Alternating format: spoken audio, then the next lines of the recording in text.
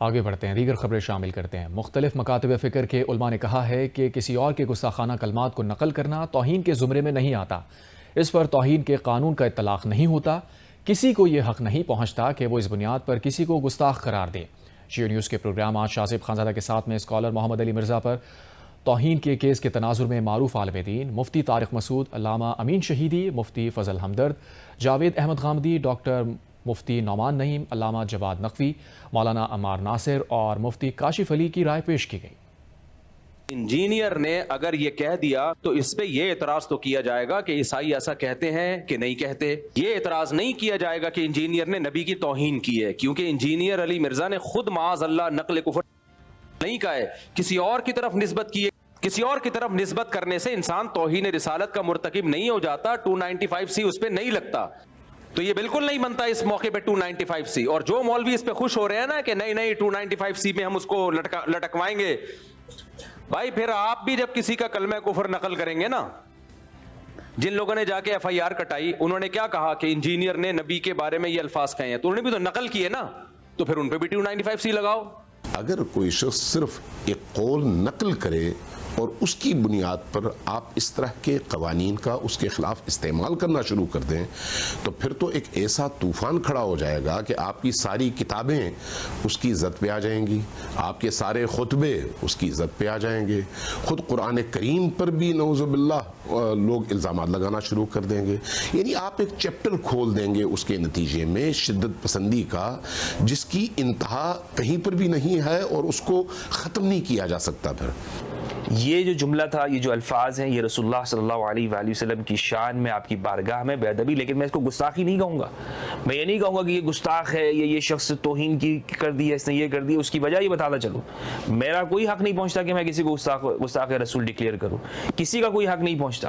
یہ کہا جا سکتا ہے کہ فلاں معاملے میں کسی نے غیر محتاط رویہ اختیار کیا، الفاظ کا انتخاب صحیح نہیں کیا، اسلوب درست نہیں تھا۔ اس طرح کے معاملات بارہا ہو جاتے ہیں۔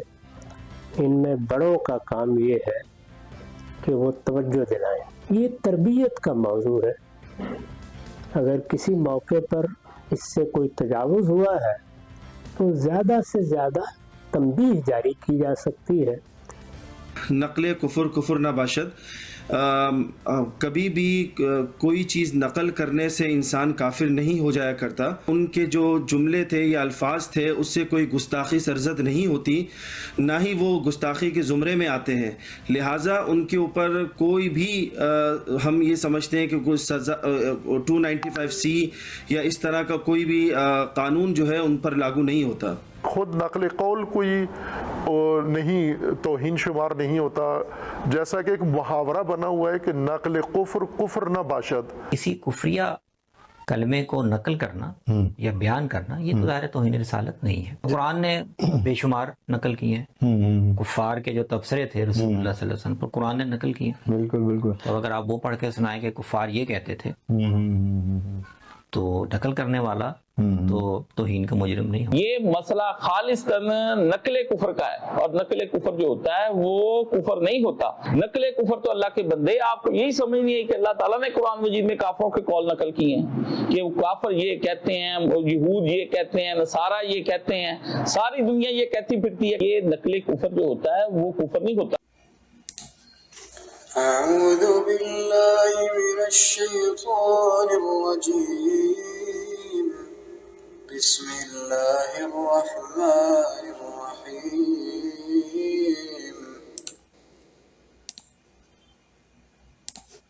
فمن حاجك فيه من بعد ما جاءك من العلم فقل تعالوا ندع أبناءنا وأبناءكم ونساءنا ونساءكم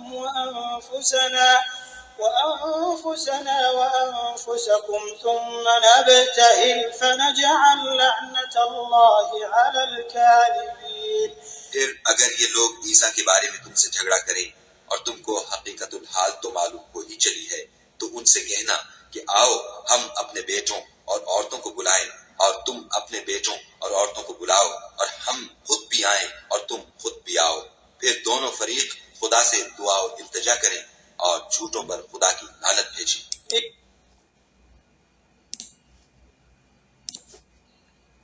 Then whoever argues with you about it after this knowledge has come to you, say, "Come, let us call our sons and your sons, our women and your women, ourselves and yourselves, then supplicate earnestly together and invoke the curse of Allah upon the liars among us."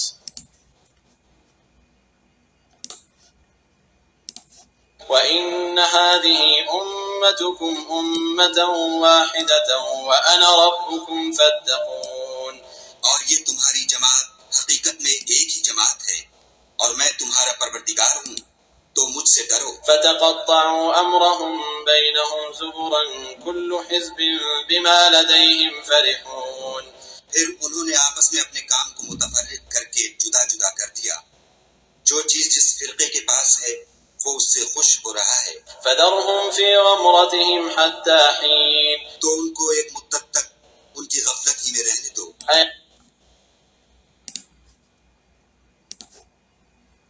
And indeed this, your religion, is one religion, and I am your Lord, so fear me. But the people divided their religion among them into sects, each faction in what it has, rejoicing. So leave them in their confusion for a time. Do they think that what we extend to them of wealth and children?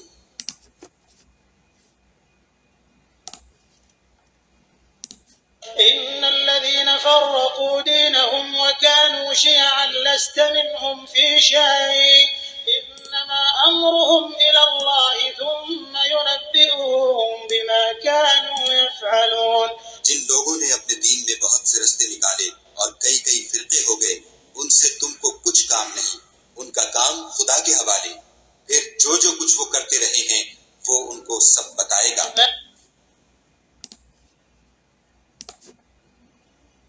Indeed, those who have divided their religion and become sects, you, O Muhammad, are not associated with them in anything.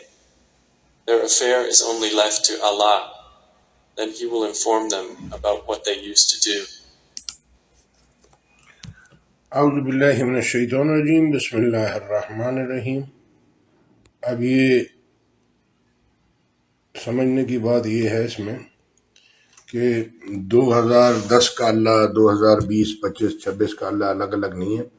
Saudi, Dubai, Oman اور یہ جتنی بھی golf country ہیں، جتنی بھی مسلم country ہیں جہاں پہ اسلامک لا ہے، سعودیہ کا اللہ اور پاکستان کا اللہ الگ نہیں ہے، ایک ہی ہے۔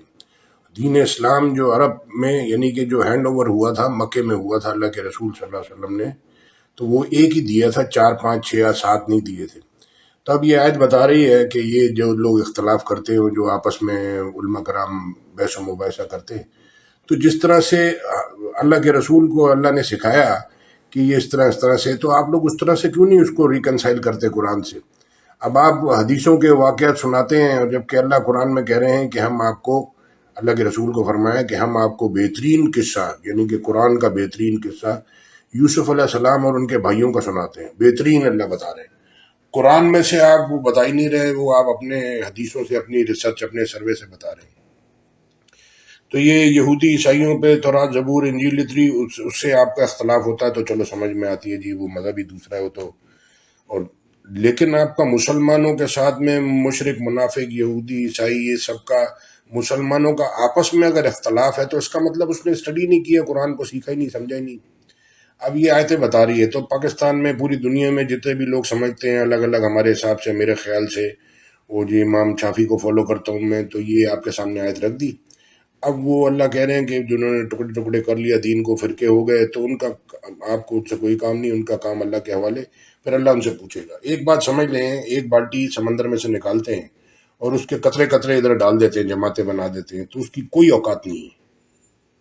اگر آپ کو اپنا رزق بڑھانا ہے تو اس کو اللہ کی کیلکولیشن سمجھ لیں، 8.25 ارب انسانوں کو ایک ساتھ، 8.25 ارب انسان اور یہ پورا قرآن، ایسے حساب ہے، پوری جنت، پوری دوزخ، پوری زندگی، میرا کام، میری پارٹی، میرے گھر والے، خالی یہ نہیں ہے، اس کو سمجھ لیں آپ، یا میری جماعت۔ آپ ساری زندگی بھی لگے رہیں گے تو آپ اس جماعت کو بڑھا نہیں سکتے. اور دوسرے یہ پولیٹیکل پارٹیوں میں جو اختلاف ہے، پاکستان کا اگر آئین الگ الگ ہے سب کا تو پھر وہ سمجھ میں آتا ہے. اگر مذہب بھی الگ الگ ہے سب کا، تو کوئی یہودی ہے کوئی عیسائی ہے تو ان کی پھر کتابیں الگ الگ ہیں، پھر فرق صحیح آ رہا ہے. اگر ان کا کتاب ایک ہی ہے، قرآن ہے، اور جنت ایک ہی ہے، اللہ ایک ہی ہے، قبلہ ایک ہی ہے، تو پھر یہ آپس میں قرآن سے ریکنسلیشن کریں. اور پھر یہ آیت اللہ کہہ رہے ہیں کہ بھائی بلا لو اپنی فیملی کو. ہم اپنی فیملی کو بلا لیتے ہیں، جو ہم میں سے جھوٹ بولتا ہے اس پہ اللہ کی لعنت ہو. تو کیوں یعنی کہ مطلب آپ جھوٹ بول کے اپنی نسلیں خراب کرنا چاہ رہے ہیں آپس میں. ایک آپ فریق، اللہ کہہ رہے ہیں ایک فریق کو ہدایت دی، ایک پہ گمراہی ثابت ہوئی. تو یہ پیر ہے، ایک سچ بولے گا ایک جھوٹ بولے گا، ایک غلط کرے گا ایک صحیح کرے گا. اس کو سمجھ لیں. تو اللہ نے دو جوڑے اللہ کہہ رہے ہیں قرآن میں بنائے. پھر ایک اور بات کرنی تھی. اللہ کہہ رہے ہیں کہ ہمارا ذمہ ہے قرآن کو پڑھانا سمجھانا. پھر اللہ کہہ رہے ہیں ہم ہیں راستہ دکھانے والے. پھر اللہ کہہ رہے ہیں کہ اگر ہم یہ آیتیں لے جائیں تو آپ لا نہیں سکو. اللہ اکبر. تو اب اللہ کہہ رہے ہیں کہ میں راستہ دکھا رہا ہوں. تو اللہ کی ہدایت کی کتاب، فیصلے کی کتاب، گواہی کی کتاب کو آپ فالو کرنے کے بجائے آپ اپنی ریسرچ سے کھڑے ہو کے وہ چینل پہ بولتے جی میں، وہ سامنے وہ بولتا جی میں یہ ہوں. تو کہانی شروع ہوتی ہے، اس کو سمجھ لیں. 4 لوگوں کے بیچ، اللہ، فرشتے، آدم علیہ السلام اور شیطان. اللہ، فرشتے، آدم علیہ السلام جب بنایا اور شیطان، انہی کریکٹر کو سامنے رکھتے ہوئے آپ نے قرآن کے اندر رہنا ہے. آپ کو پوری کہانی سمجھ میں آ جائے گی. سارے انبیاء علیہ السلام کی سیریز، آدم علیہ السلام سے اللہ کے رسول تک، یہ پورا دین ہے. یہ خالی اللہ کے رسول کا خالی دین نہیں ہے، آدم علیہ السلام سے وہاں تک. پھر یہ 4، آدم علیہ السلام، فرشتے اور اللہ اور شیطان. تو اللہ نے سب کو کہا کہ آدم کو سجدہ کرو، تو ابلیس نہیں مانا. تو ہم یہ فرشتوں نے سجدہ کیا اور اللہ نے آدم علیہ السلام کو چیزوں کے نام یاد کرائے. یہاں سے پکڑیں، یہ شروع ہے زندگی جہاں سے شروع ہوتی ہے، اینڈ اللہ کے حکم پہ. تو ابلیس نے کہا